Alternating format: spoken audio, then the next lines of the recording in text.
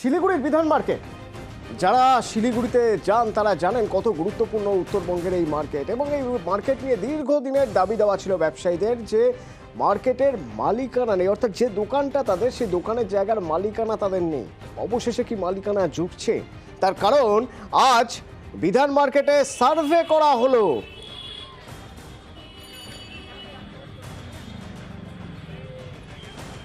পার্থপ্রতিম প্রতিনিধি আমার সঙ্গে ফোনে রয়েছেন। পার্থপ্রতিম, তাহলে এতদিনের দাবি, সেই 60 বছর ধরে যে দাবি জানিয়ে আসছিলেন ব্যবসায়ীরা, এতদিনে তারা অন্তত একটু আশার আলো দেখছেন, কারণ আজ থেকে তো সার্ভে শুরু হলো। একেবারে তাই, যে জট রয়েছিল বিধান মার্কেটে তার কিন্তু সেই জট কেটে যাওয়ার একটা প্রাথমিক পদক্ষেপ কিন্তু আজ থেকে শুরু হয়ে গেল। যেটা তুমি বললে 60 বছরের পুরনো দাবি, একাধিক পাত্র আন্দোলন নেমেছিল, অবশেষে মুখ্যমন্ত্রীর হস্তক্ষেপে সেই জট থেকে কিন্তু মুক্ত হতে চলছে বিধান মার্কেটের ব্যবসায়ীরা এবং এসডিডি কর্তৃপক্ষ এবং ভূমি রাজস্ব দপ্তর এবং ব্যবসায়ীরা বৈঠকে বসেই কিন্তু এই সিদ্ধান্তে পৌঁছয় যে বিধান মার্কেটে কতখানি এলাকা রয়েছে, সেটা যেমন জমি সার্ভে করা হবে, কতজন ব্যবসায়ী রয়েছে এবং দোকানি বা দোকানের সংখ্যা বা কত, সবকিছু নিয়ে একটা সমীক্ষা রিপোর্ট তৈরি করছে এসডিডি। এবং তারপরে কিন্তু আবার মুখ্যমন্ত্রীর সেই রিপোর্ট যাবে এবং মুখ্যমন্ত্রীর হস্তক্ষেপেই আবার সেই কাজ, এমনটাই কিন্তু আশা করছেন ব্যবসায়ী এবং স্বাভাবিকভাবেই খুশি আবহাওয়া রয়েছে বিধান মার্কেটে। কারণ শুধু বিধান মার্কেট শুধু শিলিগুড়ির কাছে পরিচিত নয়, দেশ বিদেশের পর্যটকদের কাছে কিন্তু অতি প্রিয় মার্কেট এই শিলিগুড়ির বিধান মার্কেট। ধন্যবাদ।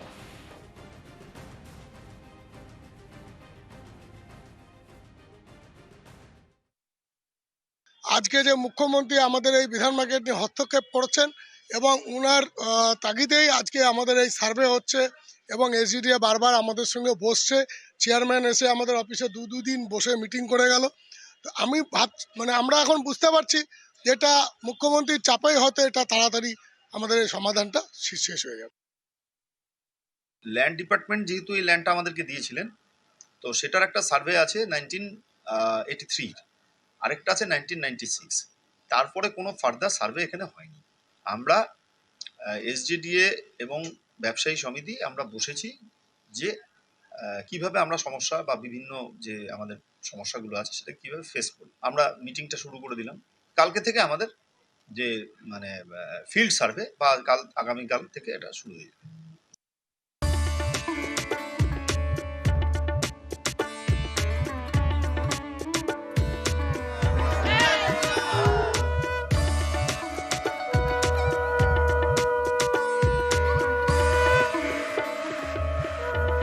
সারা দেশের নজর অযোধ্যায়।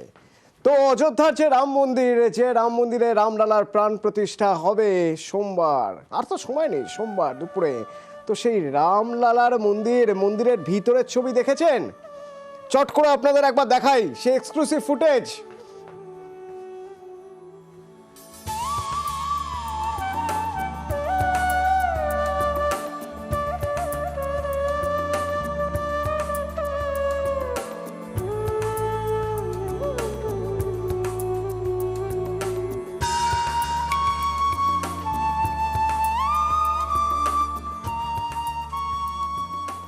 আর এবার বাইরের ছবি, অযোধ্যার ছবি। সরজু পারের সেই প্রাচীন নগরী আলোয় আলোয় সেজে উঠছে, আলোয় সেজে ওঠা সে শহরের ছবি। আমার প্রতিনিধি সোমরাজ আমার সঙ্গে রয়েছেন। নিভু আলো, অর্থাৎ সন্ধে হয়ে এসছে প্রায়, এবার জ্বলে উঠবে আলো। যে আলো আমাদের চন্দননগরের শিল্পীরা জ্বালাচ্ছেন, ফুল শিল্পীরা তারা তৈরি হয়ে আছেন, সেখানে ফুল দিয়ে তৈরি হচ্ছে। এবং সোমরাজ, কিছুক্ষণ আগেই তুমি বলছিলে যে এবার জনসাধারণের জন্য মূল যে রাস্তা, সেই রাস্তা বন্ধ করে দেওয়া হচ্ছে, সেই রাস্তা দিয়ে আর যাওয়া যাবে না। আর কি দেখতে পাচ্ছ তুমি এখন?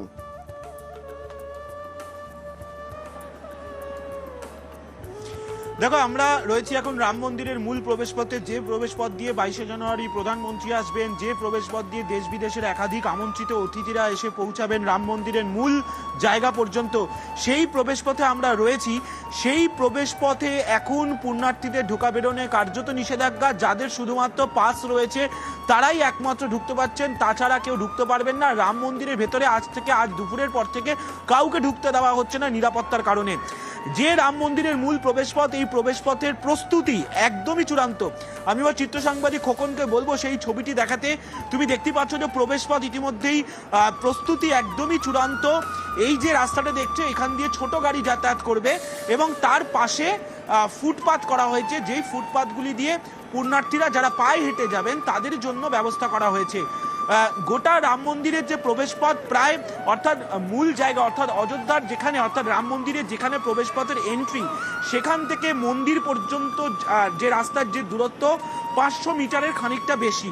গোটাটাই হেঁটে যেতে হবে। আর কেউ যদি যারা বয়স্ক থাকবেন, যারা প্রবীণ থাকবেন, যারা বিশেষ করে যারা প্রতিবন্ধী থাকবেন, তাদের জন্য আলাদাভাবে নিয়ে যাওয়ার ব্যবস্থা থাকবে। যদিও গোটাটাই 24 তারিখের পর থেকে, কিন্তু তার আগে যেভাবে মন্দিরের প্রবেশপথ প্রস্তুত করা হয়েছে তুমি দেখতে পাচ্ছ, দুপাশে গোলাপ ফুল দিয়ে গাঁদা ফুল দিয়ে সাজানো হয়েছে, পাশাপাশি রাখা হয়েছে আরো বেশ কয়েক ধরনের ফুল। তার সঙ্গে এখন পরিষ্কারের কাজ চলছে। মূল যে প্রবেশপথ, সেই প্রবেশপথগুলি পরিষ্কারের কাজ চলছে। তুমি দেখতে পাচ্ছ ইতিমধ্যেই বিভিন্ন যারা নিরাপত্তা রক্ষীরা, এনএসজি থেকে শুরু করে এসপিজি থেকে শুরু করে উত্তরপ্রদেশের বিশেষ প্রশিক্ষিত পুলিশ বাহিনী থেকে শুরু করে বিভিন্ন ধরনের পুলিশ বাহিনী তারা পৌঁছে গেছেন রাম মন্দিরে। এবং এই যে গোটা প্রবেশপথ আজ রাতের পর থেকেই এসপিজির দখলে চলে যাবে। অর্থাৎ আজ রাতের পর থেকে কেউ তারা ঢুকতে পারবেন না যদি না তাদের কাছে নির্দিষ্ট কোনো পরিচয়পত্র বা তাদের কাছে পাস থাকে। পাস না থাকলে কেউ ঢুকতে পারবে না, তেমনটাই নির্দেশিকা জারি করে জানিয়ে দিয়েছে উত্তরপ্রদেশ সরকার। ফলত সব মিলিয়ে রাম মন্দির আর কয়েক ঘন্টা বাদেই রামলালার প্রাণ প্রতিষ্ঠা, তার আগেই সেজে উঠছে গোটা অযোধ্যা। রাম মন্দিরের যে প্রবেশপথ, সেই প্রবেশপথও সাজিয়ে তোলা হচ্ছে। ইতিমধ্যেই আমরা দেখিয়েছি যে কিভাবে যে গেটগুলি তৈরি করা হয়েছে, যে সমস্ত অতিথিরা আসবেন তাদের জন্য সেই গেটগুলিও সাজিয়ে তোলা হয়েছে। আর এখন মূল প্রবেশপথ, যে প্রবেশপথ দিয়ে যাবেন প্রধানমন্ত্রী থেকে শুরু করে যারা আমন্ত্রিত অতিথিরা, প্রায় 5000 আমন্ত্রিত অতিথি আসবেন, তাদের জন্য এই রাস্তায় ব্যবহার করা হবে আগামী 22 তারিখ। ধন্যবাদ সোমরাজকে ধন্যবাদ জানাবো। এবং সোমরাজের সঙ্গে যখন আগে কথা হচ্ছিল, সোমরাজ আমাদের বং কানেকশনের কথা বলছিল। অযোধ্যার বং কানেকশন অর্থাৎ চন্দননগর, আমাদের রাজ্যের চন্দননগরের শিল্পীরা, আলোর শিল্পীরা, তারা সেখানে গিয়ে দিন রাত এক করে তারা পরিশ্রম করছেন। আলোয় আলোয় সেজে উঠবে রাম মন্দির। সেই রাম মন্দির সাজিয়ে তোলার দায়িত্ব যে তাদের কাঁধে, এবং তা শুধু উদ্বোধনের দিনই নয়, বছরভর জ্বলবে আলো। যে আলো জ্বালানোর কারিগররা এখন দিন রাত এক করে লড়ে যাচ্ছেন।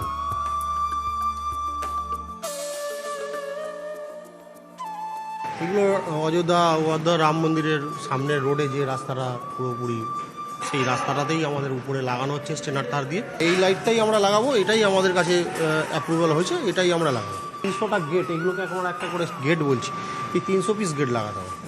সারা বছর এটা পার্মানেন্ট থাকবে, এখানে মেনটেনেন্স করার লোক থাকবে, যদি কোনো প্রবলেম হয় সেগুলো মেনটেনেন্স করবে।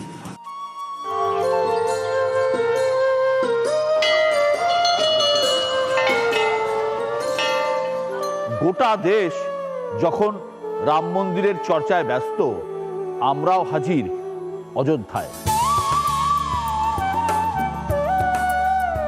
রাম মন্দিরের হাত ধরে বদলাচ্ছে অযোধ্যা, বদলাচ্ছে অযোধ্যার পর্যটন, বদলাচ্ছে অযোধ্যার অর্থনীতি। তাই রাজনীতির হিসেব নিকেশের ফাঁকে